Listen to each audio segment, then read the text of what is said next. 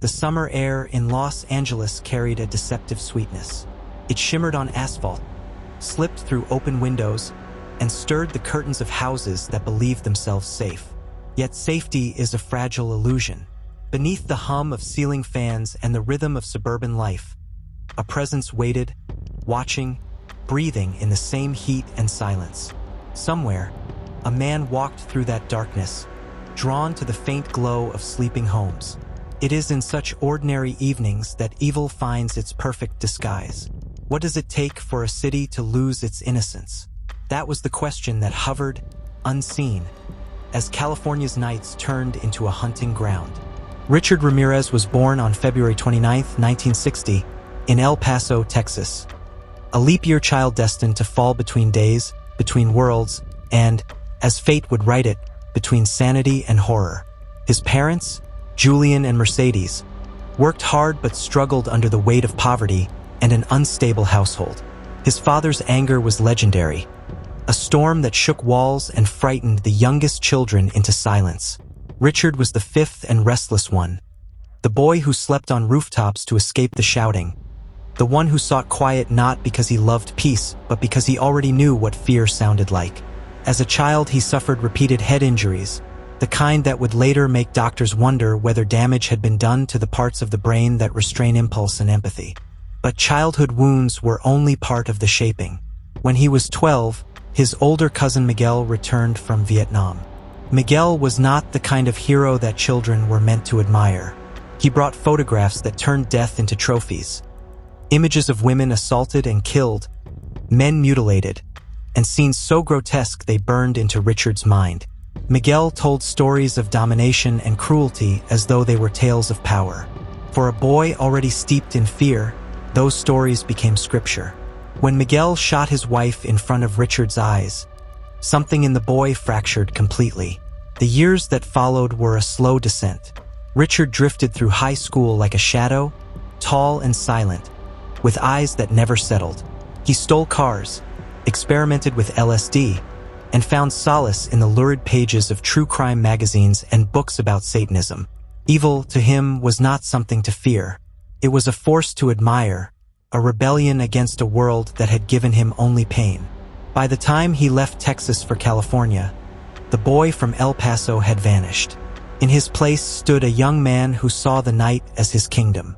Los Angeles in the early 1980s was a city of contradictions. It glittered under endless sunlight, promising fame and fortune. Yet beneath its glow lay an ocean of loneliness. The highways pulsed with the restless movement of millions, and the city's sprawl created pockets where one could disappear completely. Richard found in that sprawl both anonymity and opportunity. He lived in cheap motels, slept in abandoned buildings, and wandered the streets after midnight with the patience of a predator learning its terrain. He began as a thief. Burglaries were his first thrill. Slipping into homes, taking jewelry, watches, and cash. But theft was only a prelude.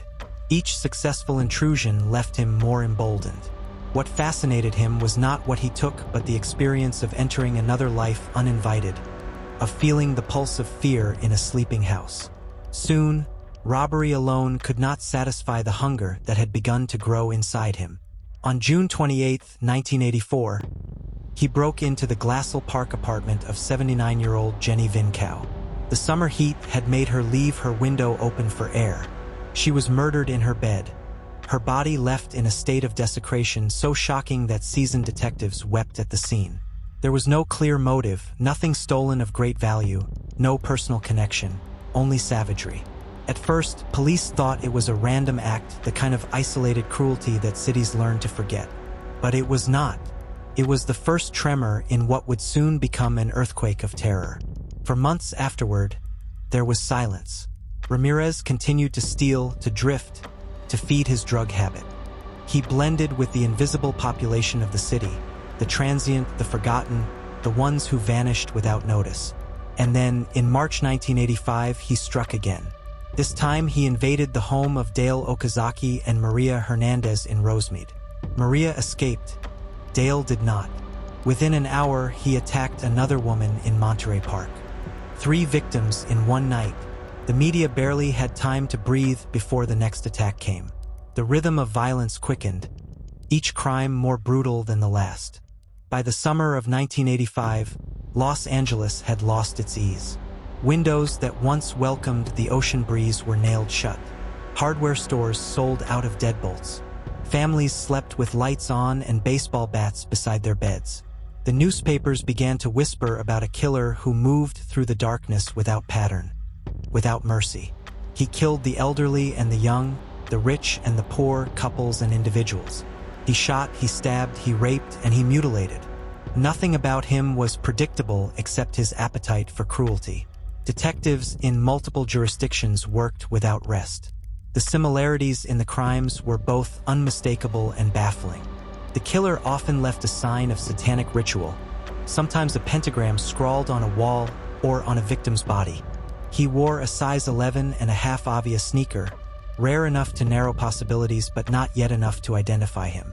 He sometimes used stolen cars, abandoning them after each attack. The city, already stretched thin by crime and heat, was drowning in paranoia. Talk show hosts warned listeners to lock their windows. Reporters invented names for the unseen murderer, the valley intruder, the screen door killer. The title that would last, the Night Stalker, appeared almost by accident in a newspaper headline, but it captured perfectly what he had become, a ghost that owned the night. For the victims, the fear was not abstract. It was the intimate kind that came with the knowledge that safety could not be purchased, that evil could slip silently through an unlocked window. One survivor described waking to the sound of footsteps and the cold barrel of a gun pressed against her forehead. Another spoke of his eyes, black, glittering, almost bored. He seemed less human than elemental, as though violence itself had found a body to inhabit. Detectives Gil Carrillo and Frank Salerno led the investigation for the Los Angeles County Sheriff's Department. They pored over crime scene photographs, cross-checked ballistic reports, and followed leads that died as quickly as they appeared. Carrillo was younger, instinctive, convinced early that the attacks were connected. Salerno was the veteran who had once captured the Hillside Stranglers. Together they formed a bond forged in exhaustion and determination. Each new crime scene deepened their understanding of the killer's patterns and their own despair. By the summer of 1985, Los Angeles had lost its ease. Windows that once welcomed the ocean breeze were nailed shut. Hardware stores sold out of deadbolts. Families slept with lights on and baseball bats beside their beds. The newspapers began to whisper about a killer who moved through the darkness without pattern, without mercy. He killed the elderly and the young, the rich and the poor, couples and individuals. He shot, he stabbed, he raped, and he mutilated. Nothing about him was predictable except his appetite for cruelty. Detectives in multiple jurisdictions worked without rest. The similarities in the crimes were both unmistakable and baffling. The killer often left a sign of satanic ritual, sometimes a pentagram scrawled on a wall or on a victim's body. He wore a size 11.5 obvious sneaker, rare enough to narrow possibilities but not yet enough to identify him. He sometimes used stolen cars, abandoning them after each attack. The city, already stretched thin by crime and heat, was drowning in paranoia. Talk show hosts warned listeners to lock their windows. Reporters invented names for the unseen murderer, the valley intruder, the screen door killer. The title that would last, the Night Stalker, appeared almost by accident in a newspaper headline, but it captured perfectly what he had become, a ghost that owned the night. For the victims, the fear was not abstract. It was the intimate kind that came with the knowledge that safety could not be purchased, that evil could slip silently through an unlocked window. One survivor described waking to the sound of footsteps and the cold barrel of a gun pressed against her forehead. Another spoke of his eyes, black, glittering, almost bored. He seemed less human than elemental, as though violence itself had found a body to inhabit. Detectives Gil Carrillo and Frank Salerno led the investigation for the Los Angeles County Sheriff's Department. They pored over crime scene photographs, cross-checked ballistic reports, and followed leads that died as quickly as they appeared. Carrillo was younger, instinctive, convinced early that the attacks were connected. Salerno was the veteran who had once captured the Hillside Stranglers. Together they formed a bond forged in exhaustion and determination. Each new crime scene deepened their understanding of the killer's patterns and their own despair. August 29, 1985. After months of sleepless nights and unrelenting fear, the police finally had a name and a face. The mugshot came from an earlier arrest for auto theft. It showed a young man with hollow cheeks and a defiant stare. The authorities decided not to wait. They called a press conference and displayed his photo to the world. The headline thundered, "Night Stalker identified." For Ramirez, the illusion of invisibility shattered overnight. He was in Tucson visiting a brother when the story broke. Unaware that his face now stared from every television screen in California, he boarded a Greyhound bus back to Los Angeles. When he arrived on August 31st, he noticed the strange looks from passengers. Something in the air had changed. At a newsstand, he saw his own face on the front page of La Opinion, the Spanish-language newspaper. The caption beneath it read, "Invasor Nocturno." Panic flooded him. He ran from the bus terminal, his nerves ignited with the realization that the hunt had reversed. He was no longer the predator. He was prey. He darted through the streets of East Los Angeles, trying to steal a car, then another. Residents recognized him from the newspaper and began to shout. The neighborhood, once terrorized, found its fury. People poured from houses wielding pipes, sticks, and fists. One man struck him with an iron bar as others surrounded him. When police sirens approached, the mob had already beaten him to the ground. Officers had to protect him from the citizens' rage. The arrest was almost anticlimactic, handcuffs clicking around wrists that had ended so many lives. The city that he had terrorized had captured him. If you're still watching, please subscribe so that more people can discover these powerful true stories. The relief that followed his capture was immense but fragile. The courts would now take years to render judgment. The list of crimes attributed to him was staggering. 13 murders, 5 attempted murders, 11 sexual assaults, 14 burglaries. Prosecutors built their case meticulously, matching bullets, shoe prints, and stolen items to victims. The sheer scale of the evidence turned the trial into one of the most complex in California's history. Ramirez seemed to thrive on the attention. In court, he was a spectacle, grinning, muttering, drawing pentagrams on his hand and flashing them to photographers. Reporters described him as both charismatic and repellent, his presence a magnet for the morbidly fascinated. He received letters from admirers who romanticized his cruelty, mistaking evil for mystery. The victims' families sat in silent rows, enduring every moment of his defiance. The justice system moved slowly, burdened by motions, appeals, and the logistics of securing such a notorious defendant. Detectives Carrillo and Salerno testified, recounting the evidence that had consumed their lives. For them, the trial was both vindication and torment, a reminder of nights spent in morgues and crime scenes, of the faces they could not forget. They had hunted a man who seemed to have no conscience, and now they faced him under the sterile lights of a courtroom. On September 20th, 1989, after 4 years of legal battle, the jury returned its verdict, guilty on all counts. The judge pronounced the death sentence, calling his crimes cruel, callous, and evil beyond comprehension. Ramirez smirked and spoke his last words to the court.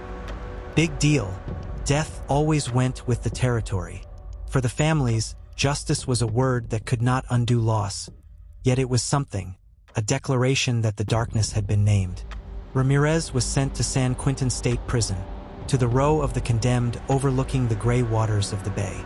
There he became a figure of infamy. Journalists wrote about him. Documentaries revisited his crimes. Women sent him letters and even marriage proposals. The fascination puzzled psychologists. Perhaps people were drawn to him because he embodied fear in its purest form, the fear that evil can look human. Behind bars, he remained unrepentant. He read books on Satanism, listened to heavy metal, and granted occasional interviews in which he alternated between arrogance and detachment. Time dulled none of the horror attached to his name. For law enforcement, his capture had marked a turning point. The coordination between local police and the FBI, the use of fingerprint databases, and the behavioral profiling techniques refined during the case would become models for future investigations. Yet the wounds he left never truly healed. Survivors lived with lifelong trauma, families with grief. The Night Stalker had been caught, but the echo of his footsteps lingered. In Southern California, older residents still recall that year as one of sleepless nights. Even decades later, documentaries resurrected the memories, and with them came the old questions. How could one man do such things? What makes a mind capable of that level of cruelty? The answers remain elusive. Richard Ramirez never faced the execution chamber. Years of appeals kept him alive until disease claimed what justice had not. On June 7, 2013, he died at the age of 53 from complications of B-cell lymphoma at Marin General Hospital. The death was quiet, almost anticlimactic, a far cry from the chaos he had unleashed. When news of it spread, there was no public mourning. The city that had once trembled simply noted his passing and continued its day. Evil, it seemed, had finally run out of breath. Yet even in death, his name retains a peculiar power. True crime authors study him, criminologists cite him, and filmmakers resurrect his image. But beyond the fascination lies a warning. Evil does not arrive with horns and fire. It walks in daylight, wears a human face, rides buses, and smiles at cashiers. It is the ordinariness of monsters that unsettles us most. In the end, perhaps what terrifies us about the story of the Night Stalker is not only what he did but what he revealed. He showed that safety is a story we tell ourselves, that the locks on our doors are symbols more than barriers, and that darkness can live inside the most ordinary of men. When he looked into the mirror on the morning of his capture and saw his own face staring back from the newspaper, he glimpsed the truth. The world had seen him and the mask of invisibility was gone. And so the city healed, slowly, painfully, never completely. The sun still rises over Los Angeles, casting light on houses that once trembled in fear. Children who were not yet born during that long summer grow up hearing the tale as legend, hardly believing that such evil ever walked their streets. But the parents remember, and sometimes, as night falls and the lights dim, they still feel the old chill of vulnerability. For evil, even when defeated, leaves behind its shadow. What do you think truly happened?